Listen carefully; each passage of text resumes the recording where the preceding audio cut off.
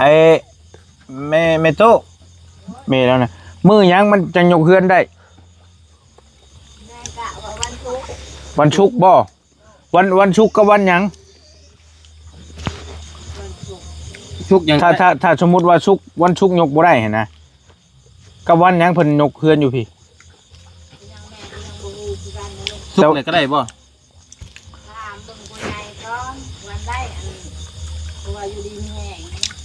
ชุกเด็กวันอาทิตย์กับบ้าน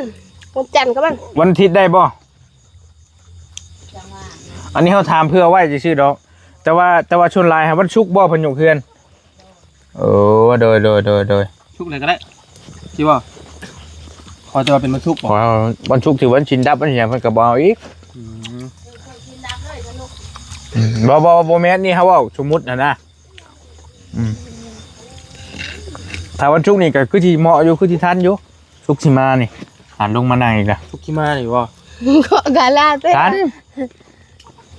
เพิ่นช่างเพิ่นยังยกก่อนช้ำนี่บ่ได้เอาครับตามเหตุปัจจัยแล้วเนาะให้ว่าไว้อะไรก็ได้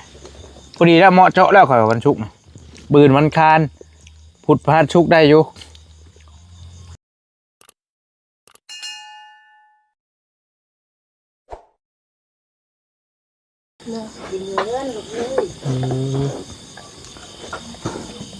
กินอยู่ตารางดิจากปกติเสียดีเนาะเปิดคลิปมาก็บ่ได้ว่าอย่างไรงุบงิบอยู่ไอ้เด้อพี่น้องเด้อโตมาเดี๋ยวนี้ขวดเดี๋ยวนี้กินเดี๋ยวนี้เลยยังเมากันเลยโพดโพเห็นน้ำเจ้าบ่ได้ดอกข่อยยอมง่อยนี่บ่ขมังโดยสบายดีล่ะโอ้เมาภาษาเจ้าว่าจะได้นี่กันเรื่องม้อยกันมุ้ยละกันมงมวยละกันละว่ากี่อาการมุ้ยอาการมงมวยอาการมงมวยเข้มเร่งเข้มนะเร่งบ่เลยเข้มนะพันว่าอย่างมีคนมาจับฮะพันปลาหนาวเลยบ่เนี่ยไปอันนั้นเอาไม้นี่ใช่พรคำลาพรนี่อันนี้ไม้นี่ถ้ามันใส่กันจะเห็ดหันชื่อจะตัวเอาบ่เอานะมาหัวมือเราคือว่าเห็นเราติ้งอยู่นะเห็นแล้วนอนหันเป็นหน้าชิกันนอนหันบัดน้องนี่สีหัวมือเนี่ยบ่หัวมือปันใดโอ้ต้องบัดนานด้วยบัดนี้เฮ้ยตีกันบ่เมนบ่ละฟันน่ะกับปั้นละต่อยถึกดักนี่ว้าวเป็นยังกตีก็เลยวะแล้วก็นอนเฉยเลยอยู่เห็ดหน่อยชื่อว่าเห็ดเอาที่เข็นกันอยู่เห็นว่าน้องสายตึงเท่านั้นแก่แล้วเอาสีฟ้าอะไรกันมีแต่ของกึดิเดี๋ยวตีเราแล้วตัวนี้เอาพี่น้องทักทายสบายดีกันอยู่เพื่อนน้องพรรับคำเอานี่แหละพี่น้องย้ำคำเนาะพากันนั่งกินแมงเมาฉุบฉับอยู่ฮะก็จับนี่คูนี้เนาะจับเลยนี่ตัวเฮ็ดปวกจ่อไว้เลยไม่ได้คิดว่าจะอยากห้องกันนี่บ่มาเจ้ากินอยู่บ่นี่นะพอกินนี่กินแล้วกินน้ำเพลินแล้วเดี๋ยวสิดราม่าอีกเพราะให้กินก็ไม่ได้เบิ่งไปได้พี่น้องงหิวยิบอยู่เฮ็ดปวกจ่ออีกแล้วพี่น้องปวกน้ำเก่งจักบัดมึงเมามาปวกออกบ่อะไรแล้วแล้วเห็ดลงงูได้เห็ดงูหรอบ่แล้วลองได้ไหมครับเนี่ยดอกหนึ่งง่ายมาเลยแค่ว่าได้ดอกเดียวเลยปันได้ดอกเดียวไหนกันนะไม่เอาคือไอ้คือหนังต่ำบ่พอดีแล้วมันเป็นเสือกล้องมุมกล้องเอาไอ้บ่ถือหรอกไงมานั่งคุยกันอยู่นั่งพอเนี่ยน้ำเงารอบคำพี่น้องไงแต่ตัวนี้ก็ขั่วเลยคนกันเลย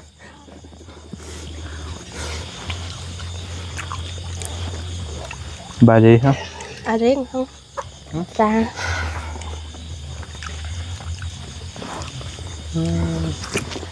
ไอ้นั่งถึงก็ได้ บ่เป็นหยังได้ขออนุญาตเด้อพี่น้องเด้อได้มือได้ยามเด้อบ่ยกเกินยกซาน ยังบ่ฮอด เพราะว่าเพิ่นบากเสาแล้วก็บ่ได้หึงเด้นี่เนาะ เลย ยกได้เลยเด้อบ่เป็นหยังอันนี้มื้อนี้วันหยัง จัน ยัง จัน วันจันทร์เลยหวยออกมานี่ อือ ไอ้แม่โต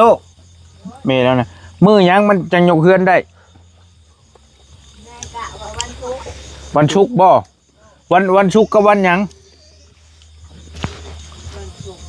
ชุกยัง ถ้าสมมุติว่าวันศุกร์ยกบ่ได้เห็นนะกับวันหยังเพิ่นยกเฮือนอยู่พี่ ชุกไหนก็ได้บ่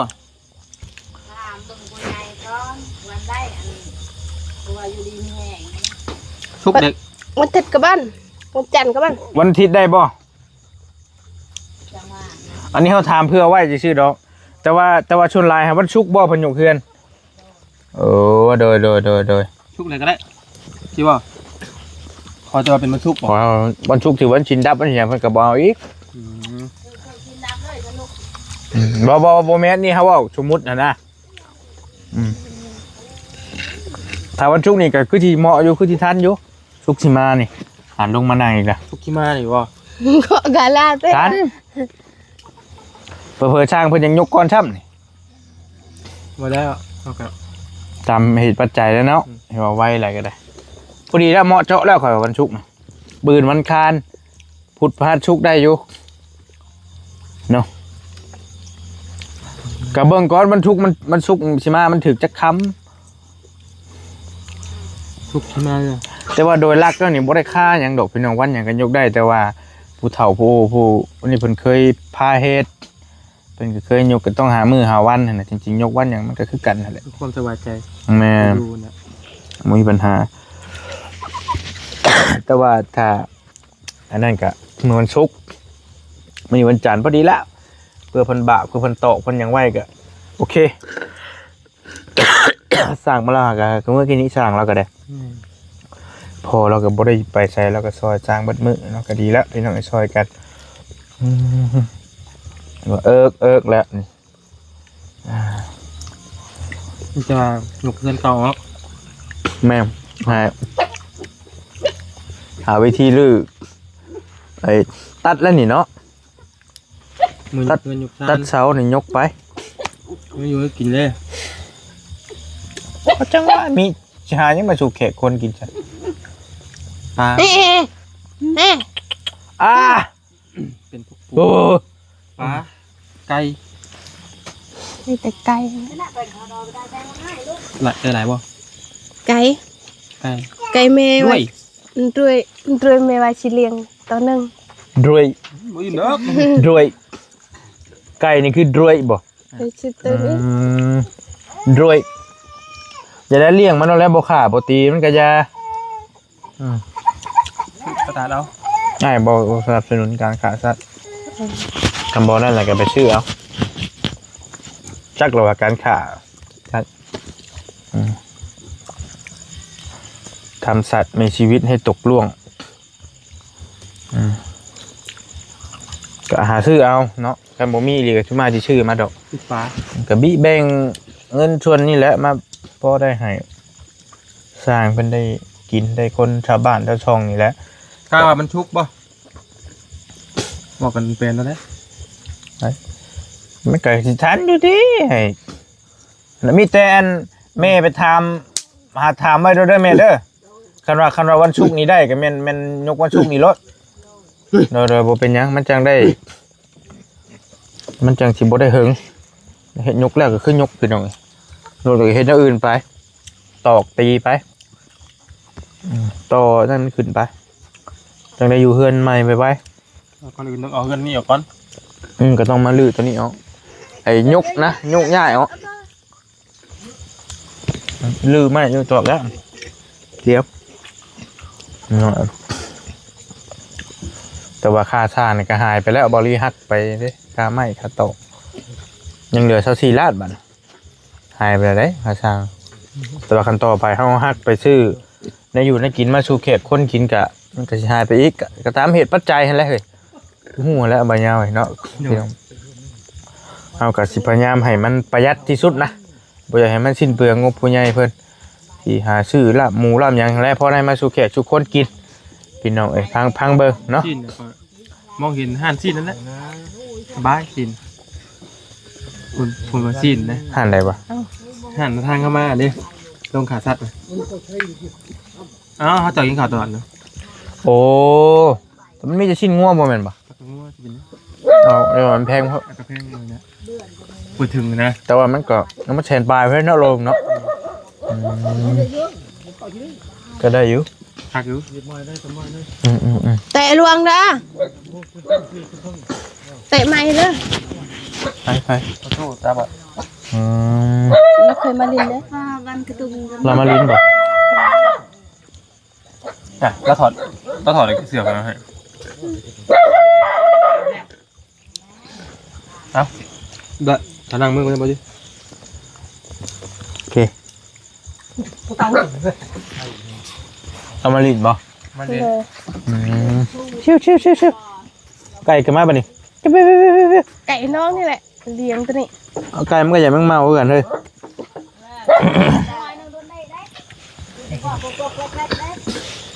ลุง กินขวดมึงเมาเด้อ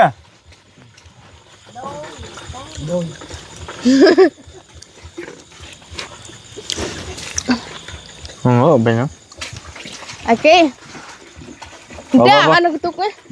กล้องไงบ่เห็นยังมาพี่เอาละบ่เป็นยังเฮ้ย ใช่ เซ่เบิ่ง นี่เราไม่ช่วยหรอก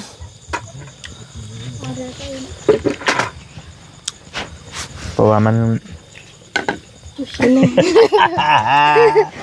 แซ่บไปเลยอันนี้เอามันเห็ดนะเฮายกแล้วไว้แห่งดีเห็ดแล้วไว้แห่งดีเห็นนะพี่น้องเอ้ย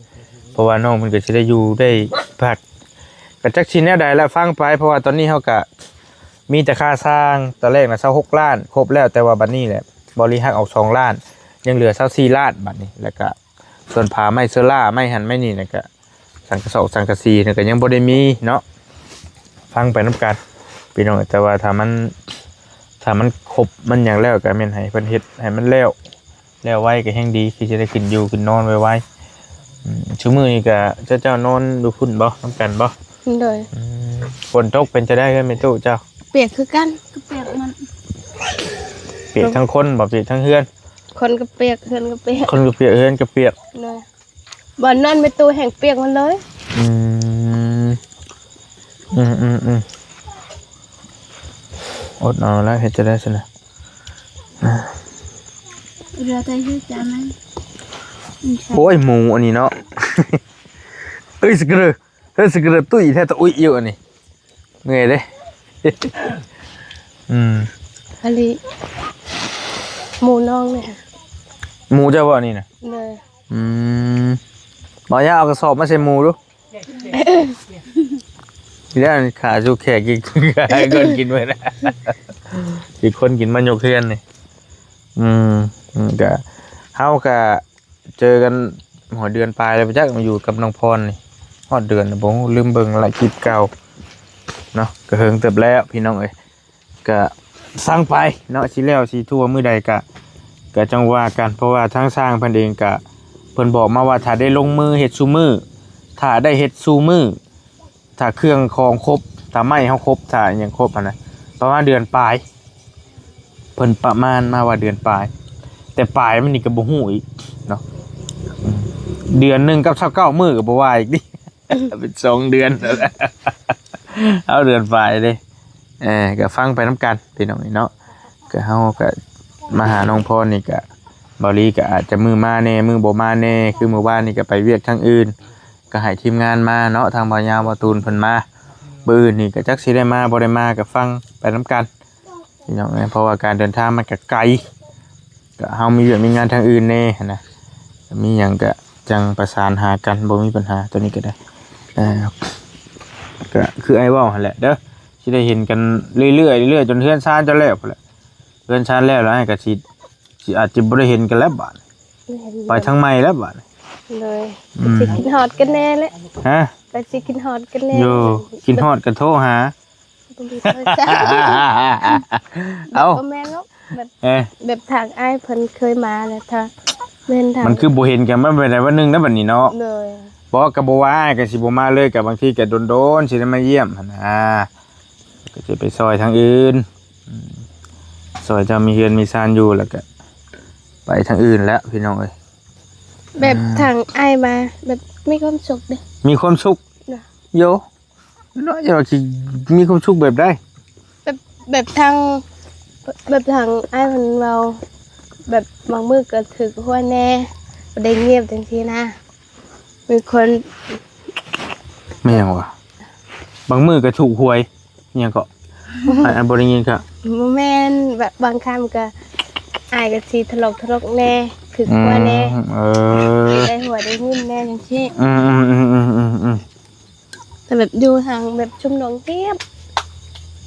เงียบ เนอะ บ่ได้เว่าบ่ได้หยอกบ่ได้หัวกันบ่ใช่อยู่ อ่าพี่น้องเอ้ยก็ฟังไปน้ำกันนี่แหละเพราะว่าก็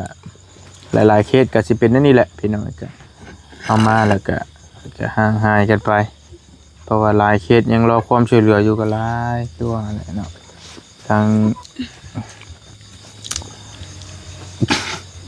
นั่งเลยก็นั่งไปน้ำเพิ่นนี่ก็ได้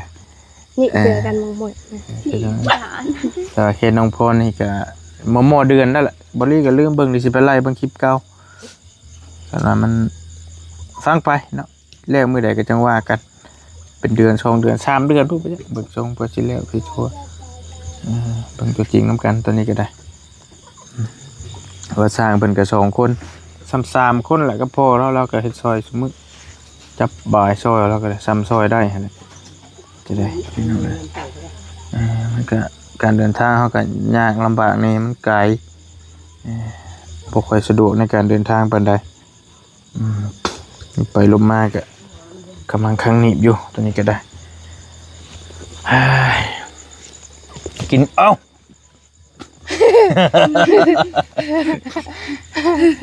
เกี่ยงเงือเติดบาดนี่บ่เรือยังเลยพี่น้องเอ้ยเอ้ยเนาะชาติเลย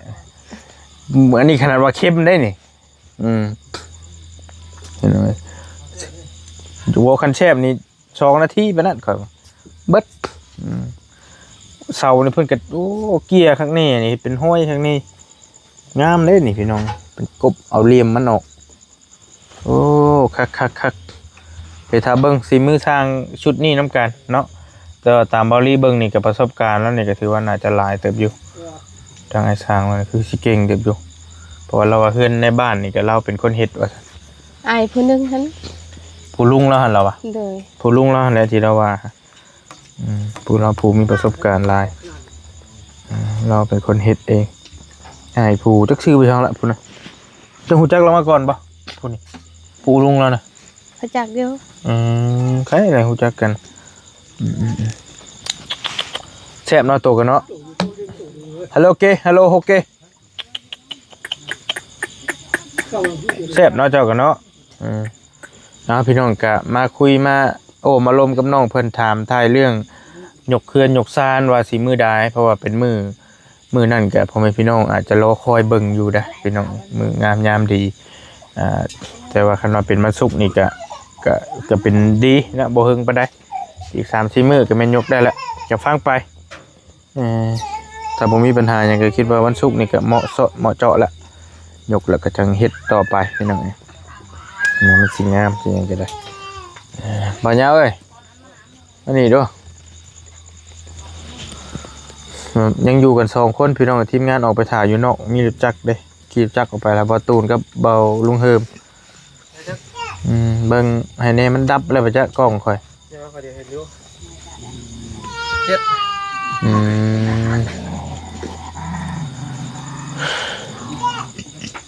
ตกไฟไผซื้อมาให้ ทางบาโตน บ่ตูน เลย มันก็แจ้งคักอยู่เปิดไว้เลยก็ได้บ่เป็นหยังฟื้นค่าไฟก็เดี๋ยวให้จัดการกับเพิ่นดอกจักมื้อจักวันแล้วก็จนแล้วพุ่นละเพชรตังตัวนี้ได้มาใช้อันนี้ของช่างเพิ่นเองบ่ เลย เออ ทางเพิ่น คั มาก อยู่เราเฮ็ดกันเนาะ แต่เจ้าก็มันกินข้าวอยู่นี่เลยก็สบายคักอยู่พี่น้องแล้วก็เฮาสิได้เคลื่อนเก่านี่คือเว้ากันแล้วเฮาสิได้เคลื่อนย้ายอาจจะไปอยู่ทางหลังบ่หรืออาจจะมาอยู่พี่ก่อนอยู่หม้องใดก็จังว่ากันแต่เฮือนครัวเราหันเราว่าสิแม่เราว่าสิเลือกหม้องนอนอีหล่าเพิ่น เลย อ้างเนาะพี่น้องเฮือนหอเพิ่นบ้างเฮือนหอเพิ่น เฮือนหอน้อยเฮาหอน้อยค่อยหัก สิได้มากออกแหละจังอยู่เฮือนใหม่เอาจังกันห้องกันหอเอาบรรยากาศฮอดมื้อนี้ก็ได้โอบอ้าวโอ้ยพี่น้องฮะเฮ็ดหยังบื้อนี่ขาวจุนพูนบื้อนี่บ่มันออกบ่เฮิงเฮ็ดปวกออก2-3มื้อแล้วก็ไปแล้วก็บัดเฮ็ดเพาะยังเฮิงอยู่เฮ็ดเพาะยังพอมีอยู่ โดยตะกันไหนเนาะ ห้ามแล้วล่ะเนาะเพิ่นเฮ็ดครั้งนี้เด้อ แต่น้องใหญ่มาบ่เคยมีเฮือนแบบนี้เลย ฮะ แต่ใหญ่มาบ่เคยมีเฮือนแบบนี้เลย มีเฮือนแบบใดแบบนี้ เด้อบ่เคยมีเลย มีเด้เฮือนแม่ตู้ก็คือแบบนี้อยู่ บ่แม่นแบบนี้เพิ่นบ่ได้กบนะ อันนี้ เด้อ อ้ายก็บ่ได้สร้างเบิ่งอันนี้ก็เพิ่นเอาเหลี่ยมมันออกอะนะพี่น้องเอ้ยอยู่เทิงเพิ่นเฮ็ดบ่ยาวแบบนี้ อันเหลี่ยมเสานี่แม่นข่อยบ่ได้สร้างเบิ่ง มันเฮ็ดคักอยู่หัวฟาดบ่เอาแล้วหมูนี่สิไปดุดอันนี้ข่อยอีกแล้วนี่ช่องตู้อีตุ้ยขากล้องอ้ายอีตุ้ย เอาก้อย ขากล้องอ้ายเด้อตุ้ย ตุ้ยขากล้องอ้ายเด้อตุ้ยอย่านะอย่าเฮ็ดกล้องอ้ายเด้อตุ้ย เฮ้ยตุ้ย มีนั่นนี่ให้ แม่กับลูกมันบ่ บ่แม่นกระดานโมน้องตัวหนึงมันถามนี่เลย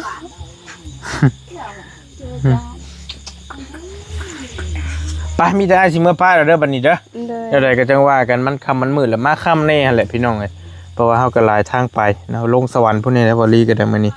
แล่นลงไปเวียกหันน้อยหนึงแล้วกลับขึ้นมาอีกปาดโธ่ว่าจากสวรรค์มาฮอดพี่ก็บ่แม่นฮอด180ปลายลักบ่หรือ90ลักไกลแต่เดียวก็ไปเพื่อมามันก็ฝากติดตามเนาะพี่น้องเนาะในตอนต่อๆไป แต่ว่าสิได้ยกได้หยังมื้อใดก็จังว่ากันแต่ว่าทางทีมงานเนี่ยว่าถ้าได้ยกแล้วสิพากันนอนพี่ว่าซั่นทางบ่ยาวเพิ่นสิตื่นแต่เช้าตื่นดึกลูกเช้าแบบบ่อาบน้ำอาบในด้วยนะเฝ้ามานั่งเฝ้าแต่เช้าเลยซอยน้องเพิ่นแต่เช้านอนอยู่พี่เลยว่าซั่น นอนพี่เลย หรืออาจสินอนกระตุกอยู่พี่เลยบ่ก็จังว่ากันนอนปลุกแคมป์นอนอยู่นี่แล้วก็หานอนบ่ได้ดอกมันมีสัญญาณ ได้ถูกไปได้ยังเก่งได้บ่ได้เลย เช็คหมูเช็คหมาเป็นพัน ไก่ก็มี โอ้ยเบื่อเด้ มันบ่ดีเฮเนาะ บ่ย่านเนาะจักหมูจักหมาจักไก่เพิ่นบ่ย่านนะพี่น้อง กินเลยดิ จักข่อยสิต้มเพิ่น ตะกี้บ่ได้มีหรอกตะกี้ ไก่ก็หาก็เอามาเลี้ยงนะ 2ตัว บ่ เลย ไปอยู่ดีมีเฮงได้อล่ะเด้อไอ้เมื่อป้าก่อนเนาะ เลย แล้วจังว่ากันพี่น้องฝากติดตามในสิได้ยกเคลื่อนยกชานน้องพรมือใดก็จังว่ากันแต่ว่าถ้าเป็นวันศุกร์นี่ก็คือสิดีละยกแต่ก็แล้วเนาะจังสิแล้วไว้อยู่ดีมีเฮงขอบมุกขอบใจหลายๆพ่อแม่พี่น้องเบัดจุกุทุกคนรวมไปถึงผู้ใหญ่ใจบุญเบัดจุกุทุกคนที่ซอยน้องพรเนาะแล้วก็อีกหลายๆเคสที่เพิ่นซอยมาก็ขอมุกขอบใจเพิ่นหลายๆที่บ่ปะบ่ทิมเนาะพี่น้องบ้านเฮาพี่น้องที่สดที่ซอยกันเนาะ ได้ โอ้ยเนาะเจ้าบ่ที่ออกแมลงนี่ เจ้าบ่ เพิ่นละว่าชัดปีกอยู่ขอมุกขอบใจอยู่ดีมีเฮงร่ำรวยเบัดจุกุทุกคนเนาะจะเจ็บจะจน ไก่ก็ อย่าคัดอย่าของบ๊ายบายพี่น้องเจอกันใหม่ สวัสดี เด้อ